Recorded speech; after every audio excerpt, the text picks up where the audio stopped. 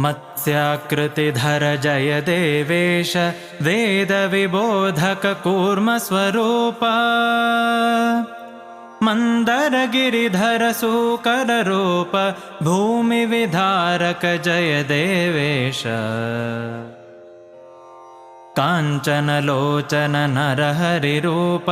दुष्टहिरण्यक भञ्जन जय भो जय जय वामन बलिविध्वंसिन् दुष्टकुलान्तक भार्गवरूप जय विश्रवसस्सुत विध्वंसिन् जय कंसारे यदुकुलतिलका